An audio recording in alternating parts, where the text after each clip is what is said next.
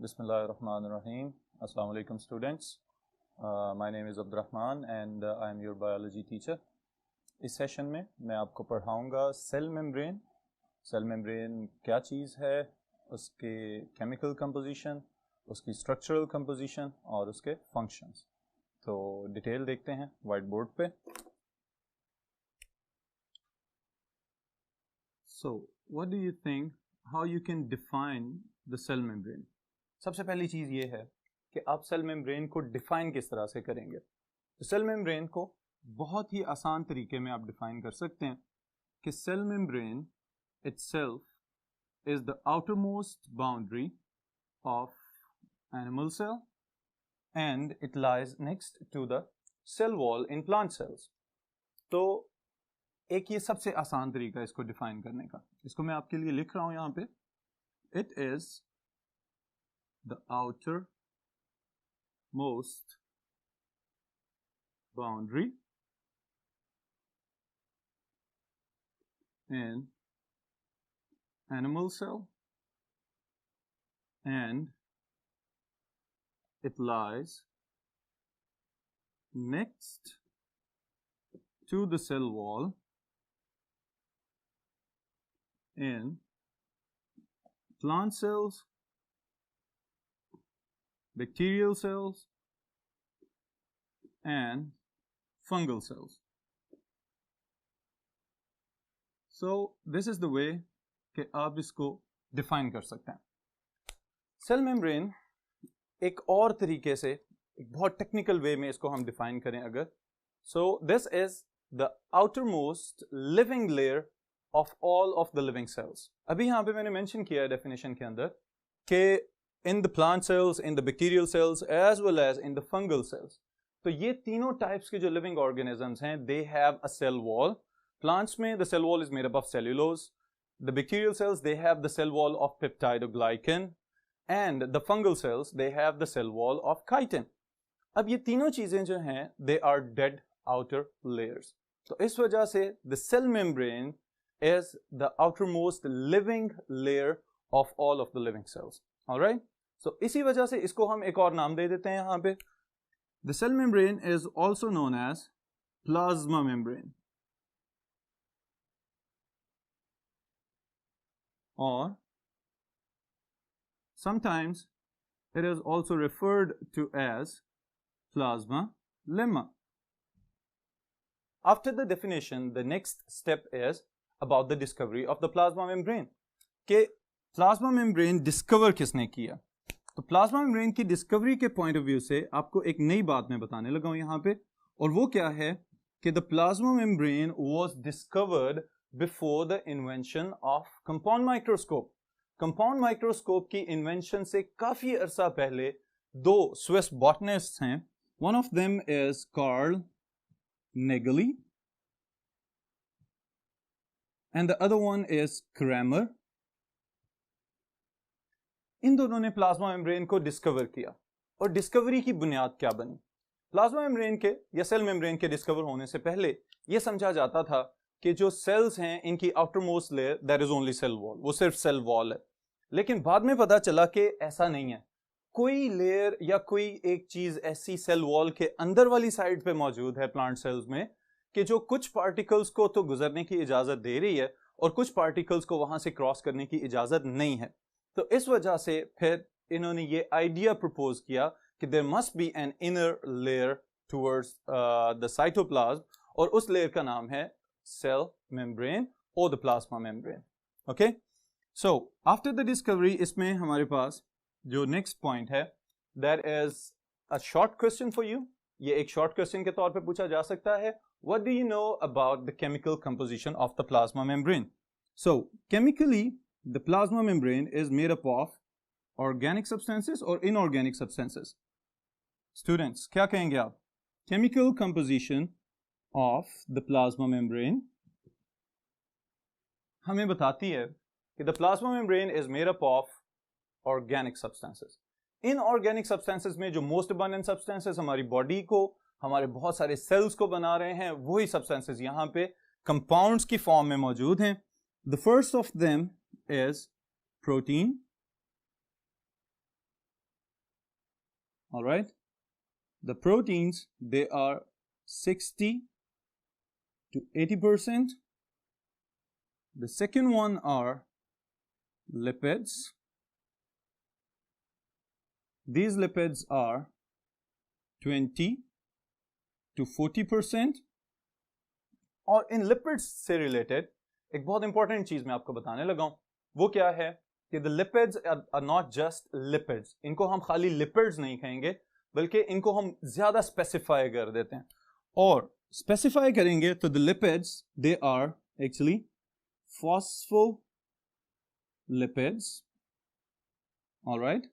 और अगर इंडिविजुअली हम इस मॉलिक्यूल के नाम की बात करें तो दे आर फॉस्फेटिडाइल कोलीन.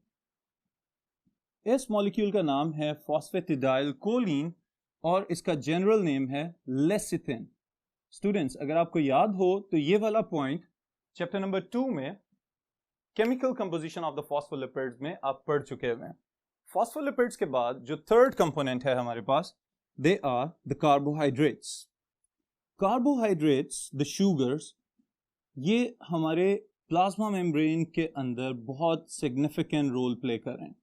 क्या सिग्निफिकेंट रोल प्ले कर रहे हैं? इसके लिए पहले मैं आपको लेके जाता हूं इसकी मॉडिफाइड मॉलिक्यूल्स के ऊपर. Carbohydrates, they play an important role. जब वो कंबाइन कर रहे हैं कार्बोहाइड्रेट्स विद प्रोटीन्स, तो स्पेसिफिक मॉलिक्यूल्स बना रहे हैं दैट आर ग्लाइकोप्रोटीन्स. इसी तरह अगर कार्बोहाइड्रेट्स कंबाइन कर जाएं लिपिड्स के साथ तो they will make up glycolipids. Alright students, glycoproteins and glycolipids, इनको देख के आपके माइंड में एक क्वेश्चन आना चाहिए कि इनसे रिलेटेड कुछ और तो नहीं पढ़ा हुआ आपने चैप्टर नंबर 2 के अंदर. और वो क्या चीज थी? आपकी रिवीजन के लिए I am going to write it here, conjugated molecules. Conjugated molecules का नाम इनको हम देते हैं कि वो वाले मॉलिक्यूल्स जो आपस में कंबाइन हो चुके हुए हैं, they make up conjugates. Combine होके they are making up conjugated molecules. So the glycoproteins and glycolipids, they make up conjugated molecules. They are the examples of the conjugated molecules. फिर इन्हीं conjugated molecules से आगे जो third component था हमारे पास, that was the carbohydrates. और जो fourth component है inside the plasma membrane, that is cholesterol. अब cholesterol क्या कर रहा होता है plasma membrane के अंदर? ये एक बड़ा important question है. So what is the role of the cholesterol inside the chemical composition as well as in the structural composition of the plasma membrane? तो इस लिहाज से हम ये कह सकते हैं कि the cholesterol, it regulates the fluidity of the plasma membrane. cholesterol की concentration जो है वो fluctuate करेगी, तो plasma membranes की जो fluidity है वो भी साथ साथ change होती रहेगी. तो cholesterol जो है इसके structural roles हैं plasma membrane के अंदर. That's why it is also important. Next. Alright students, after the chemical composition हम देखेंगे इसकी जो phospholipids की significance है. Alright, ये बहुत ही एक टेक्निकल पॉइंट है इस टॉपिक के अंदर और मैं चाह रहा हूं कि आपको मैं थोड़ा सा डिटेल में बताऊं कि आप इसकी इंपॉर्टेंस और इसकी सिग्निफिकेंस को समझ सकें. Phospholipids. Alright, now what are phospholipids? It is a class of the lipids. Simple सी बात है कि लिपिड्स की एक क्लास है जिसके पास फॉस्फेट्स हैं, तो that's why it is known as phospholipid. अब phospholipids की significance plasma membrane के point of view से क्या है, तो ये मैं आपको यहाँ पे इस टॉपिक में सिर्फ बताने लगा हूँ. और वो क्या है? The phospholipids themselves, they are the backbone molecules of the plasma membrane. जितने भी साइंटिस्ट ने प्लाज्मा मेम्ब्रेन के स्ट्रक्चर को ऑब्जर्व किया है, उन्होंने उस सब स्ट्रक्चर्स के अंदर ये बात एक्सप्लेन की है कि the phospholipid is the backbone of the plasma membrane. किसी भी सेल की मेम्ब्रेन या सेल के इंटरनल कंपोनेंट्स जो ऑर्गेनेल्स हैं उनकी मेम्ब्रेन्स के अंदर जो बेसिक मॉलिक्यूल है that is the phospholipid itself. और फॉस्फोलिपिड का केमिकल नेम मैंने आपको बताया था, क्या नाम था इसका? That is phosphatidyl choline. Alright, और जनरल नेम है उसका lecithin. So the phospholipid itself is made up of two parts. ऊपर वाला हिस्सा जो आपको नजर आ रहा है that is known as polar head. Alright, The second part is non-polar tail. Polar head and non-polar tail. अब polar head या non-polar tail की structural significance क्या है? The head itself is hydrophilic. Hydro, water, philic, loving, water attracting. ऐसे molecules कि जो पानी को attract कर रहे हैं, they are known as hydrophilic molecules. तो जो head है phospholipids का, that is a hydrophilic molecule. Itself, it is polar. All right. Tails जो हैं, they are made up of fatty acids. इनको हम fatty acid chain कह सकते हैं. These are the fatty acid tails. और इन tails की importance ये है, they are hydrophobic. Hydrophobia है इनको. Hydrophobia is what? Hydrophobic layers. These hydrophobic layers, they are water repelling, water hating. ये नफरत करते हैं पानी के साथ और इस वजह से इनको हम कह रहे हैं they are hydrophobic. So, polar head, that is hydrophilic. Non-polar tails, that are hydrophobic. इस basic structure के साथ बहुत सारे phospholipid molecules जो हैं वो एक micelle structure बनाते हैं, जैसा कि आपको यहाँ पे नजर आ रहा है. इस micelle structure के अंदर all of the phospholipids, they are arranged in a specific organization. इनको एक खास किस्म की तरतीब के साथ यहाँ पे जोड़ दिया गया है. इस तरतीब के अंदर अगर आप गौर करें इस पे, all of the heads, the phospholipid molecule polar heads, the polar heads, they are facing the aqueous medium. जहां जहां पे पानी है, सेल के बाहर भी पानी है, सेल के अंदर भी पानी है, सेल का जो साइटोसोल है, अंदर वाला साइटोप्लाज्म वाला हिस्सा, वो भी सारे का सारा पानी है. तो पानी को फेस करने के लिए the heads, they are on the outside, वो बाहर वाली साइड पे भी हैं और अंदर वाली साइड पे भी हैं. लेकिन जो आपको टेल्स नजर आ रही हैं यहाँ पे, the tails are facing each other, वो एक दूसरे की तरफ हैं क्योंकि हाइड्रोफोबिक हैं. तो पानी को फेस करने के लिए हेड्स अंदर और बाहर वाली साइड पे मौजूद हैं और टेल्स जो हैं they are facing each other inside the core of the plasma membrane. जो प्लाज्मा मेम्ब्रेन का दरमियान वाला हिस्सा है वहां पे हाइड्रोफोबिक टेल्स मौजूद हैं. Okay, so this was an important thing क्योंकि जो फॉस्फोलिपिड्स हैं यही फ्लूइडिटी दे रहे हैं, यही बैकबोन बना रहे हैं प्लाज्मा मेम्ब्रेन की. तो बहुत इंपॉर्टेंट मॉलिक्यूल्स हैं ये स्ट्रक्चर के लिहाज से प्लाज्मा मेम्ब्रेन के अंदर. ऑलराइट, नेक्स्ट जो इसके बाद हमने देखनी है चीज, that is about the structural composition of plasma membrane.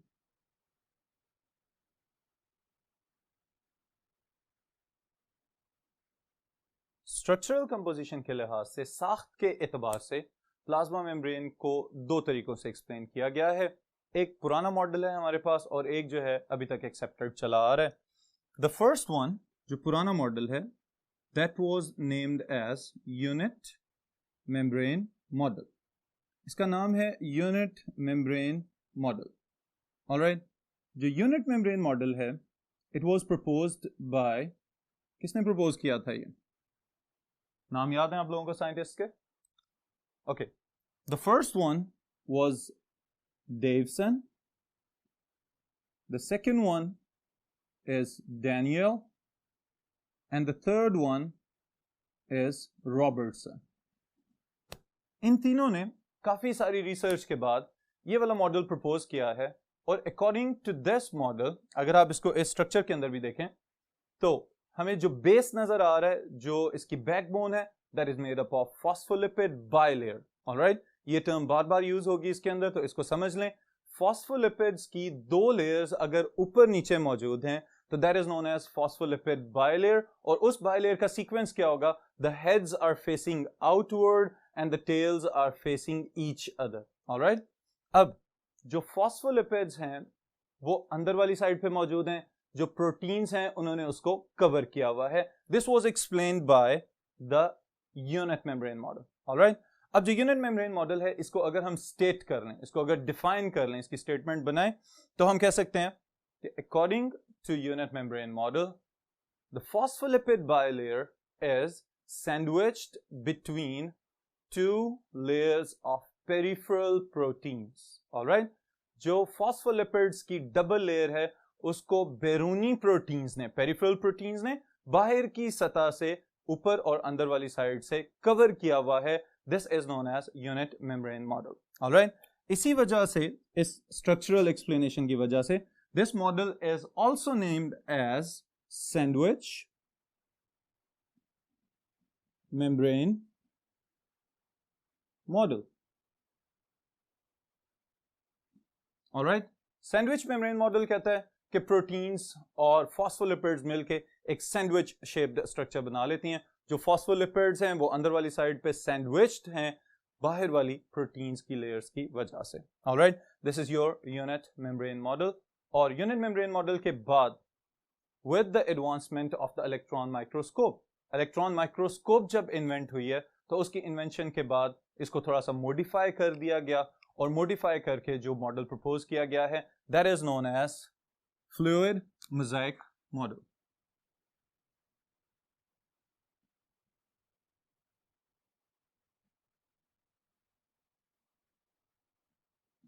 Who proposed the fluid mosaic model? Fluid mosaic model किसने पेश किया हुआ है, ये कौन बताएगा?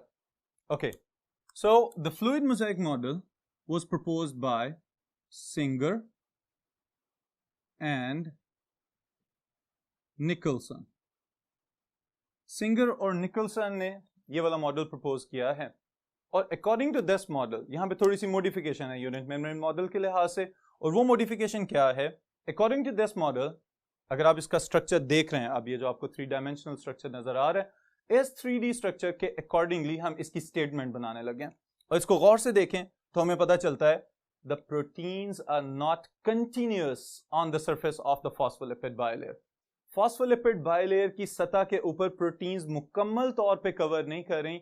Instead some of the proteins they are embedded inside the phospholipid bilayer, and some of the proteins they are just floating on the surface of the phospholipid bilayer like the icebergs. All right, तो इसको हम define कर सकते हैं आसान अल्फाज में। अगर इसको मैं एक्सप्लेन करूं तो हम कहते हैं कि जो प्रोटीन्स हैं उन्होंने पूरी की पूरी फॉस्फोलिपिड बायलेयर को सतह से घेरा नहीं हुआ, बल्कि प्रोटीन्स तो खुद उसके अंदर धंसे हुए हैं। अगर आप कंपेयर करें इसको यूनिट मेम्ब्रेन मॉडल के साथ तो हमें पता चलता है कि द यूनिट मेम्ब्रेन मॉडल वो क्या कह रहा था?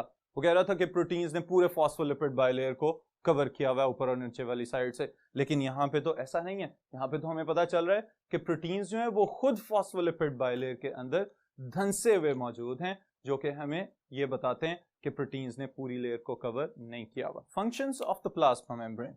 प्लाज्मा मेम्ब्रेन चूंकि आउटर मोस्ट बाउंड्री है तो इसको बहुत सारे फंक्शंस भी परफॉर्म करने पड़ रहे हैं, क्योंकि लिविंग सेल्स के अंदर सबसे ज्यादा इंपॉर्टेंट चीज बाउंड्री की होनी चाहिए।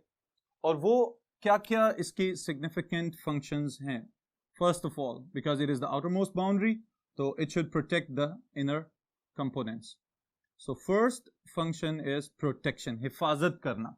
अंदर वाले जितने भी ऑर्गेनल्स हैं वो सारे के सारे रिलाई कर रहे हैं, वो सब के सब डिपेंडेंट हैं प्लाज्मा मेम्ब्रेन की अपनी इंटेग्रिटी के ऊपर, उसके अपने सर्वाइवल के ऊपर। अगर प्लाज्मा मेम्ब्रेन ठीक है और वो स्ट्रक्चरली और फंक्शनली सही काम कर रही है तो इसका मतलब है कि अंदर वाला एनवायरनमेंट भी सारे का सारा महफूज है, उसके जितने भी होम्योस्टैटिक फंक्शंस हैं वो सब के सब नॉर्मली परफॉर्म किए जा सकते हैं। ओके, फिर the second function it is about the maintenance of the shape.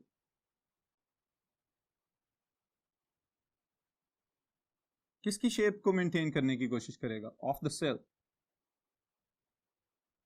Plasma membrane cell की अपनी शक्ल को एक मखसूस फिगर देने की कोशिश करता रहता है, ताकि प्लाज्मा मेम्ब्रेन की वजह से प्लाज्मा मेम्ब्रेन खुद फर्म रहेगी तो सेल की शेप भी मेंटेन कर ली जाएगी। The third and the most important function is transport. चीजें प्लाज्मा मेम्ब्रेन के आर पार जा रही हैं, बाहर से चीजें अंदर जा रही हैं, अंदर से चीजें बाहर जा रही हैं, तो एक्सटर्नल बैरियर के तौर पे इसको ये भी कंट्रोल करना पड़ता है। तो इस लिहाज से एक बहुत इंपॉर्टेंट शॉर्ट क्वेश्चन है आपका, why the plasma membrane is known as selectively permeable membrane और पार्शियली परमिएबल मेम्ब्रेन, कि इसको हम सेलेक्टिवली परमिएबल या पार्शियली परमिएबल मेम्ब्रेन क्यों कहते हैं? तो ये आपने याद रखना है, why it is known as selectively permeable membrane.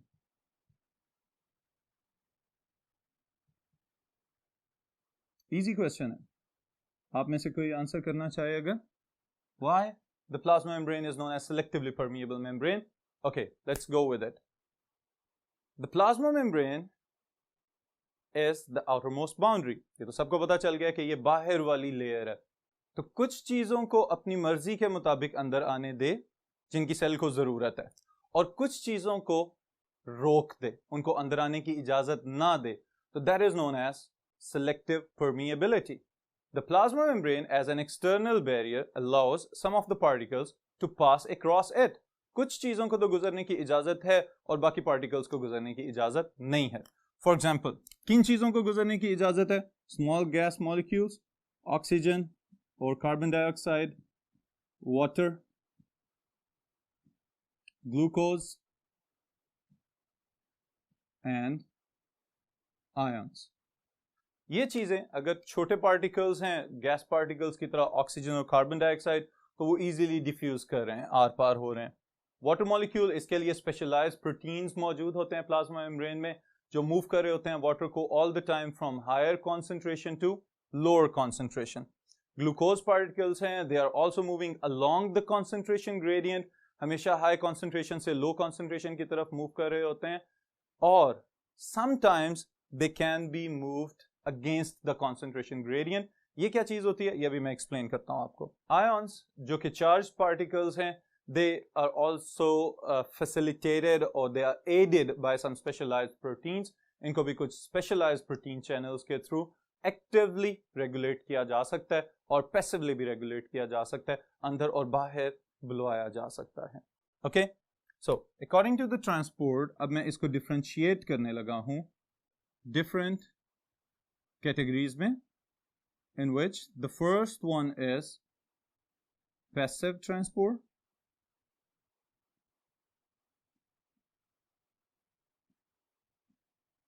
And the second one is called active transport. Okay, what is the difference between active transport and passive transport? क्या फर्क है इन दोनों के अंदर? Passive transport is number one. In this case, passive transport is the movement of particles from an area of higher concentration to an area of lower concentration along the concentration gradient without the expense of energy. Alright? Passive transport में particles move कर रहे हैं ज्यादा इर्तिकाज वाली जगह से कम इर्तिकाज वाली जगह पे, लेकिन यहां पे किसी किस्म की कोई एनर्जी इस्तेमाल नहीं हो रही. ओके? एनर्जी इस्तेमाल किस फॉर्म में होती है सेल्स के अंदर? क्या ख्याल है आपका? Okay, the energy is in the form of ATP, adenosine triphosphate. Cells के अंदर जो एनर्जी करेंसी है that is adenosine triphosphate. सेल्स ने अपना कोई भी काम करवाना हो जहां पे एनर्जी खर्च होनी है, तो the energy currency is ATP. इस चीज को याद रखना है आपने. Okay? Now, there are two different types, basic two different types of passive transport. एक diffusion, दूसरी osmosis. All right, diffusion and osmosis. एक third type भी है that is sometimes related with the diffusion. इसको बोलते हैं facilitated diffusion.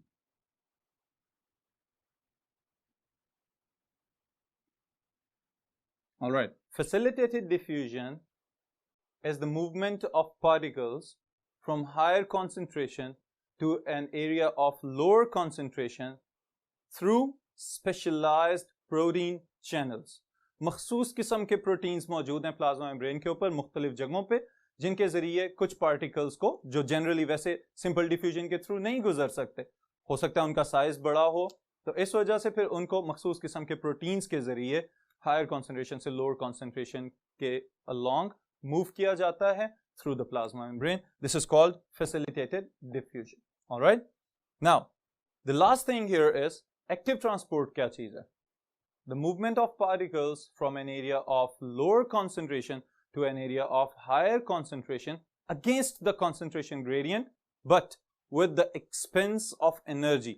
अभी मैंने आपको बताया था कि एनर्जी हमेशा सेल्स किस फॉर्म में इस्तेमाल करते हैं, तो sales always use the energy in the form of ATP, adenosine triphosphate की फॉर्म में एनर्जी को इस्तेमाल किया जाएगा और पार्टिकल्स को मूव किया जाएगा from their lower concentration to their higher concentration.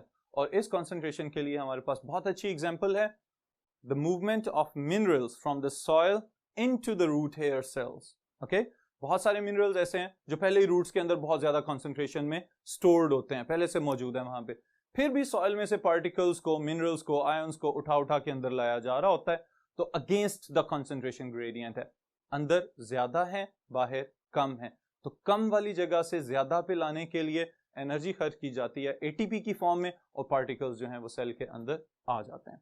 Alright, फिर उसके बाद स्टूडेंट्स इसमें लास्ट पॉइंट है हमारे पास, और वो लास्ट पॉइंट क्या है, मूवमेंट ऑफ पार्टिकल्स पैसिव और एक्टिव ट्रांसपोर्ट के थ्रू की जाती है, लेकिन ये प्रोसेस किया कैसे जाता है, सेल खुद भी तो खाना खाता है, सेल के अपने वेस्ट प्रोडक्ट्स भी होते हैं, सेल के अंदर लिक्विड्स भी मूव करके जा रहे होते हैं, तो जब बल्क में ये चीजें आ जाएं, बहुत ज्यादा मिकदार में ये चीजें सेल के अंदर जानी हो या बाहर लेके जानी हो, तो उस सूरत में सेल क्या करता है, तो उसके लिए दो डेफिनेशंस हैं, और ये शॉर्ट क्वेश्चन है आपका, it is also an important short question, तो इसलिए इसको याद रखिएगा।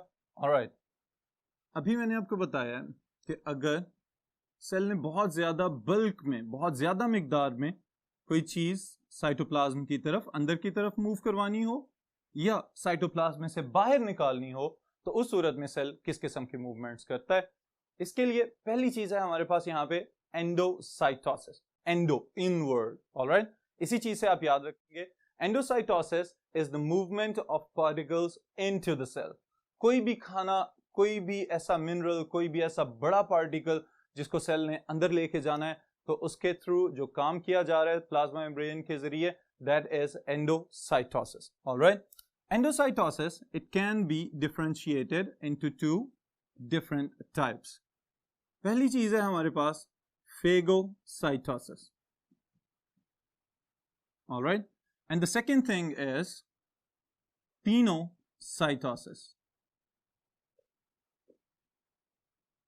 All right, now phago, निगलना, phagocytosis, movement of solid food particles into the cell is known as phagocytosis. All right, अगर बल्क में कोई सॉलिड फूड पार्टिकल्स आ गए और जरूरी है कि सेल को उसकी जरूरत है उस वक्त, तो प्लाज्मा मेम्ब्रेन उसके इर्द गिर्द एक वेसिकल बनाती है, प्रोट्रूडिंग मेम्ब्रेन, मेम्ब्रेन बाहर की तरफ निकलती है और फिर उसको निगल के अंदर ले जाती है और वो फूड वैक्यूल बन जाता है बाद में। This is known as phagocytosis. Alright, फिर पिनोसाइटोसिस जो हमारे पास है, दैट इज व्हाट, पीनो, पीने से याद रखेंगे आप। Alright, if the liquid food particles or the solvents just like water, अगर पानी को या किसी लिक्विड को प्लाज्मा मेम्ब्रेन साइटोप्लाज्म के अंदर की तरफ लेके जा रही है through vesicle formation, this is known as pinocytosis. Again, bulk में जब लिक्विड्स की जरूरत होगी सेल को, तो हम कहेंगे कि अब पिनोसाइटोसिस हो रही है, प्लाज्मा मेम्ब्रेन के जरिए एक वेसिकल बनाया जाएगा और उस वेसिकल को पानी से भर दिया जाएगा और फिर वो वेसिकल अंदर की तरफ साइटोप्लाज्म के अंदर ड्रॉप ऑफ कर दिया जाएगा, उसको छोड़ दिया जाएगा, प्लाज्मा मेम्ब्रेन दोबारा से हील अप हो जाती है, रीजॉइन कर जाते हैं उसके एंड्स, और this is pinocytosis, movement of liquid particles into the cell.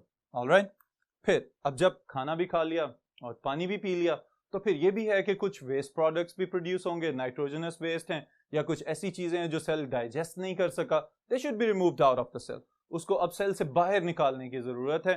तो सेल से बाहर निकालने की जब जरूरत है, तो this process is called exocytosis. Exocytosis is what, the movement of particles out of the cell, the movement of waste products out of the cell.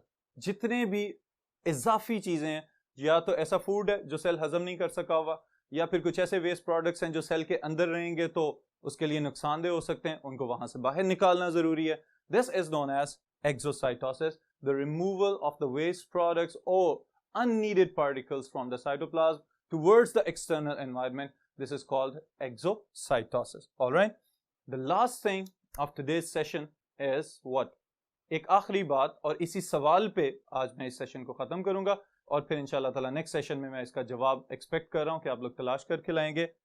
After the formation of the vesicles, जब ये vesicles बन जाते हैं, तो इन vesicles की formation के बाद plasma membrane damage हो जाती होगी कहीं ना कहीं से, तो how the plasma membrane is sealed और healed after the formation of the vesicles. वो एक्सोसाइटोटिक वेसिकल्स हैं या एंडोसाइटोटिक वेसिकल्स हैं। उसके बाद जो प्लाज्मा मेम्ब्रेन है, उस प्लाज्मा मेम्ब्रेन का जो लॉस हुआ है, जो डैमेज हुई है, उसको ठीक किस तरह से किया जाता है, इसका जवाब आप लोग तलाश करके लाएंगे और मैं इसका जवाब आपको दूंगा इंशाल्लाह नेक्स्ट सेशन।